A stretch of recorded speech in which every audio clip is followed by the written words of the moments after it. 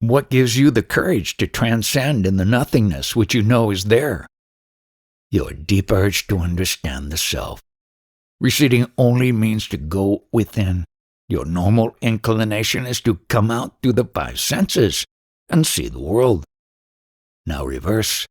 I am not the body, I am not the mind, I am not the senses. Now you're stabilized in consciousness. After stabilizing in consciousness, all further things will happen automatically. You expand into the manifest. I was, I am, I shall be in that original state before the I amness came. Why is it that the terrible name of this disease has no effect on me? For the simple reason that what I am has nothing to do with that of which the disease is just a name. What does Maharaj think about all the different religions? As far as I am concerned, all religions are based on concepts and emotions. Those emotions are so violent and absorbing that people have immolated themselves. Being one with some other personality emotionally can be so effective that those who have identified themselves with Jesus Christ have had the marks of crucifixion appear on their own bodies. All these experiences are totally useless. One individual has identified with another individual, and unless individuality is given up, the reality can never manifest itself. Do not repeat what you have heard, parrot-wise, unless you have it with the conviction that I have. I know my state before the body and consciousness came. I have the knowledge of it. I have the awareness of it. Merely listening to these words will not do. You must be one with the consciousness. Don't treat that knowledge I am as insignificant, because it is the stimulating force for your entire universe. The expressions of consciousness are limitless. If you enter into the expressions, you will be lost. Surrender to and be one with your consciousness, and your consciousness alone will show you the process of how it can be dissolved. All that one does is for the continuance of the consciousness. But for me, there is nothing at all that I would like to continue. You come here as individuals expecting to get something from me. That is where the mistake arises. There is no individual, so how can I do something for a non-existing individual? Your true nature is in no way different from mine. This happening is just a happening which has come and which will go. If one feels he has to urinate, he just has to urinate. It is not something different for each one.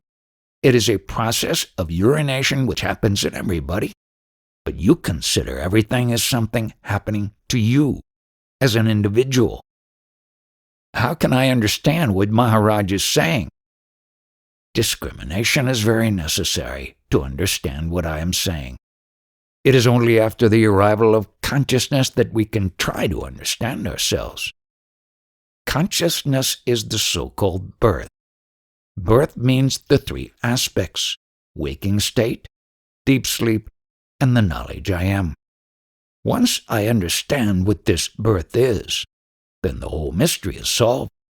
Since I have thoroughly known what this birth principle is, I will know very well at that happening of the so-called death.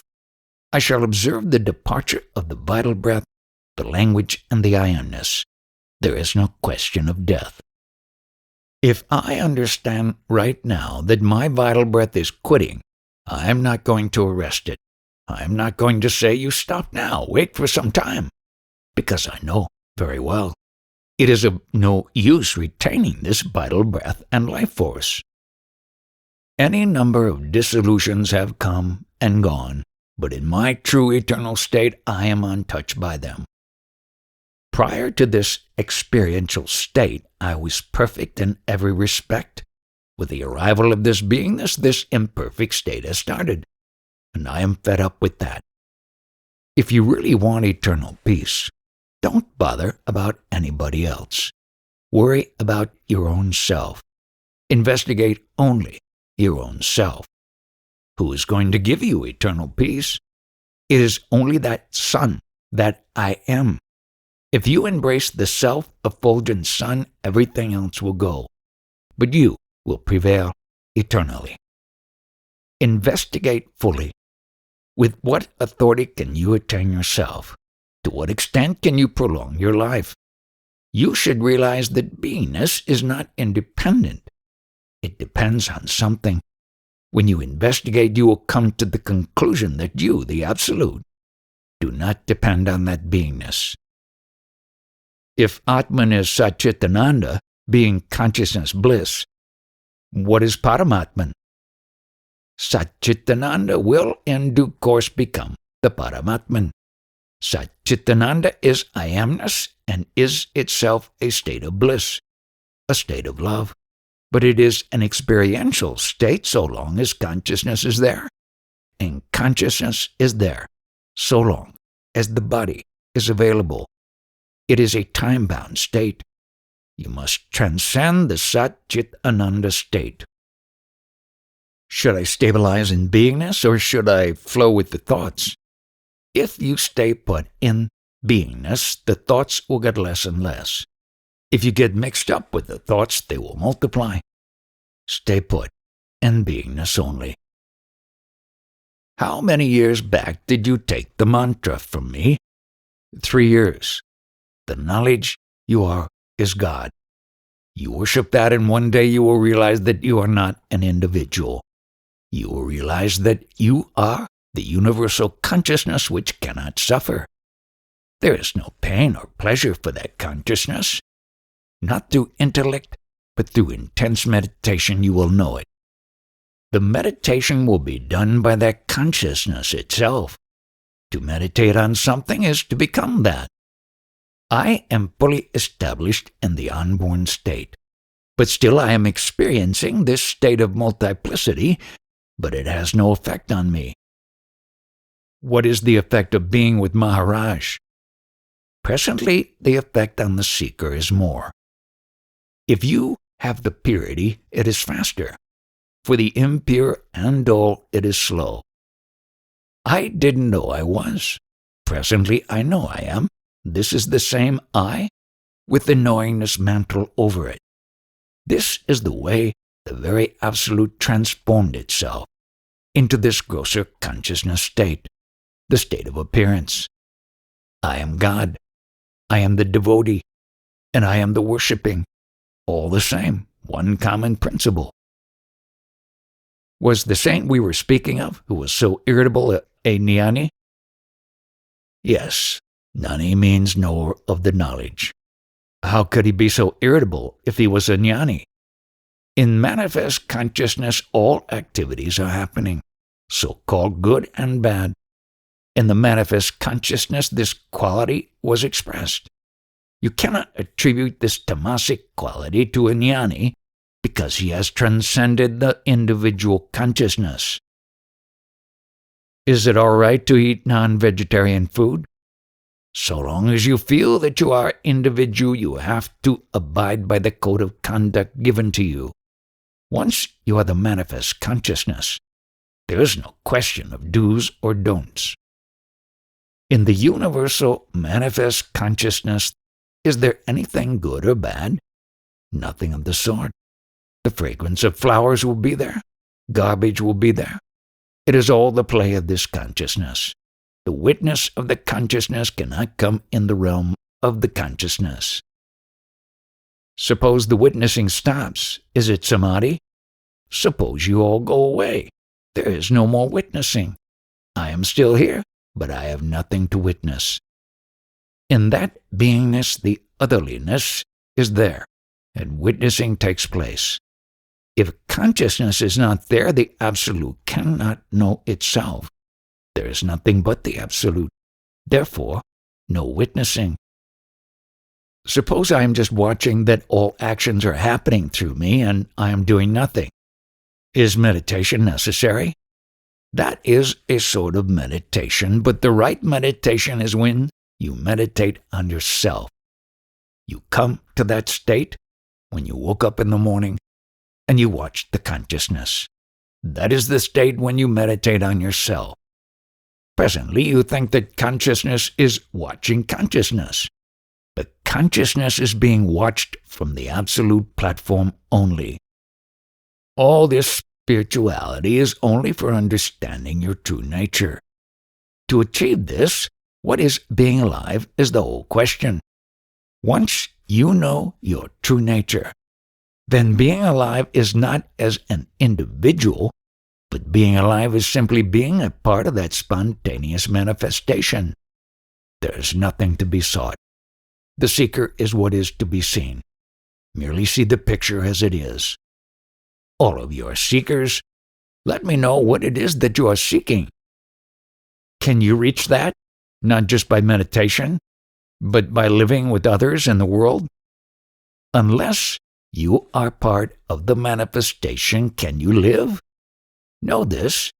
When you are not conscious, your world does not exist. You are conscious of your presence in the world outside. They are not two things. Understand this. The world can exist only if this psychosomatic apparatus is there. If you consider this apparatus as yourself, you accept death and die.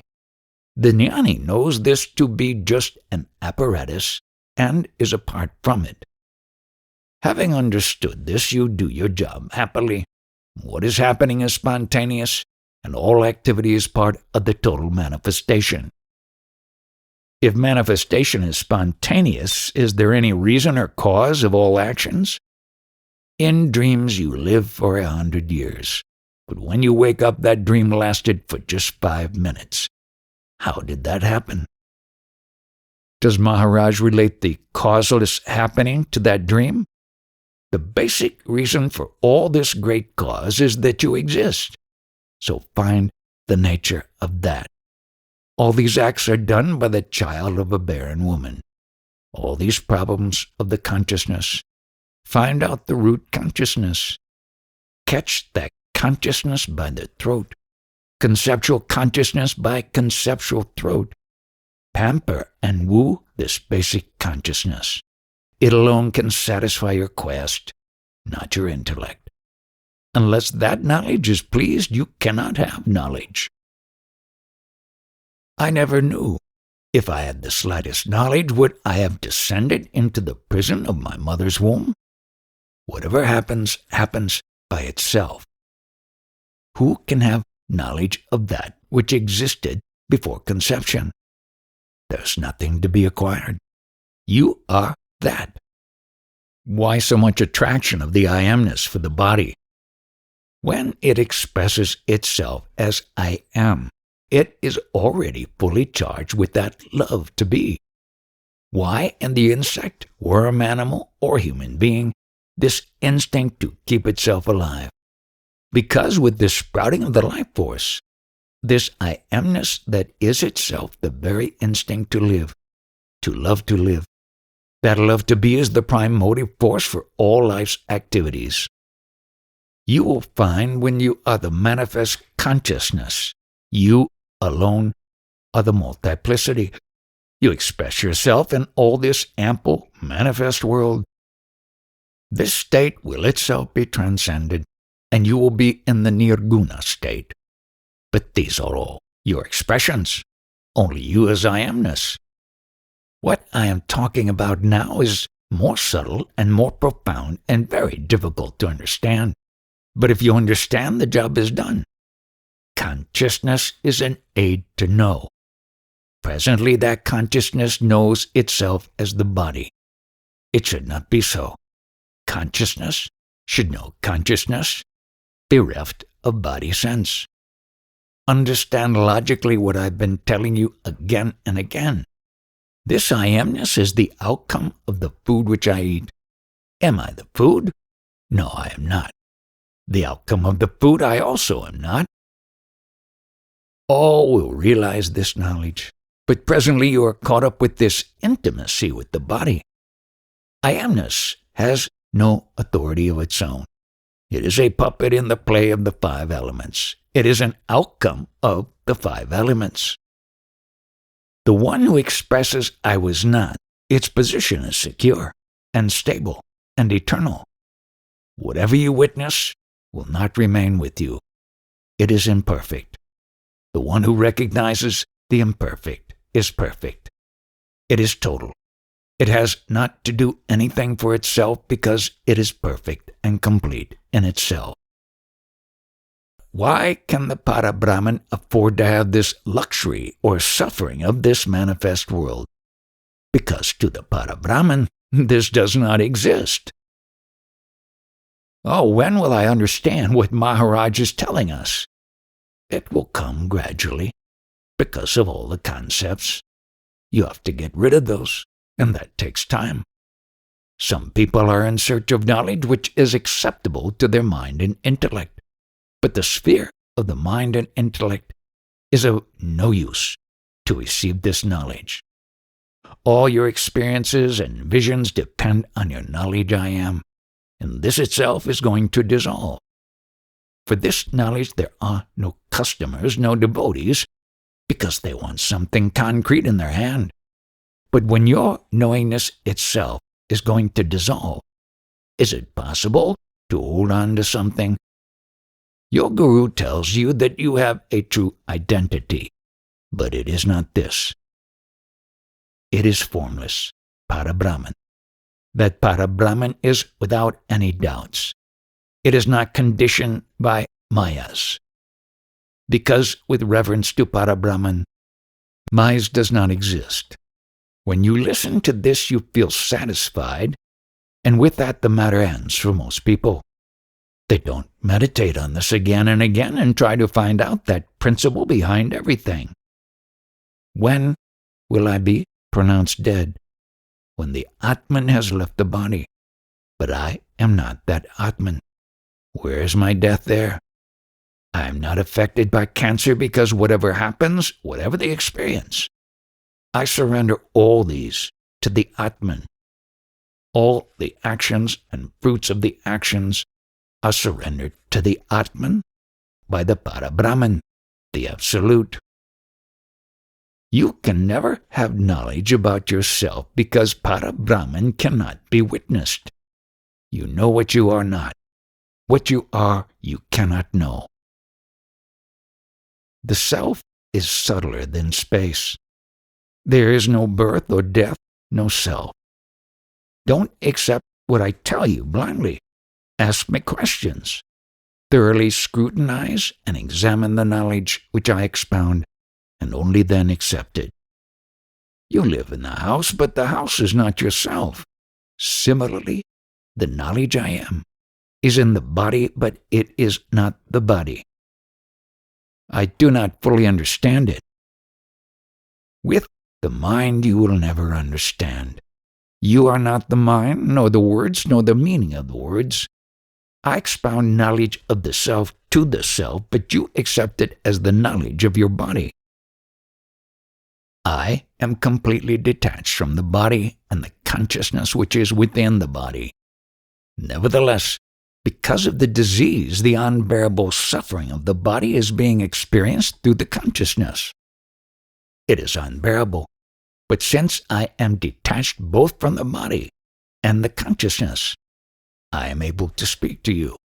It is something like the fan. The breeze is there and the sound is also there. In the same way, the vital breath is there and the sound is also emanating. But all that is happening is unbearable. The suffering has to be endured. When the knowledge I am is not there, do you perceive or observe anything? Knowingness is knowledge, and no knowingness is also knowledge, but it has no form. If you equate it with the body, only then you say that you are male or female. In the absence of knowledge, the question of I know or do I not know does not arise. When you understand what I have said about knowledge, you will fully identify with that. Spontaneously, I have realized that I am written off from the book of consciousness. You will not feel happy unless you taste yourself through your body. The body has importance only because the I amness, the consciousness, is dwelling therein.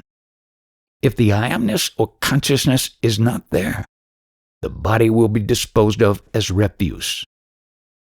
Call that knowledge I am as yourself. Don't call the body as knowledge.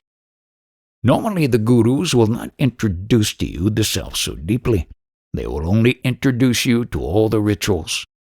The knowledge I am is the primary God. Meditate on that only. Presently, one may ask why man has created a God. The concept of God is, if you pray to such a God, that God will give you whatever you want. Such a God is great. We have an idea that if we demand something of him, he will give it. I want to give up this ego, but I don't know how. What is the measurement and color of this ego that you want to give up? What have you understood about this ego? It is a false conviction of the mind.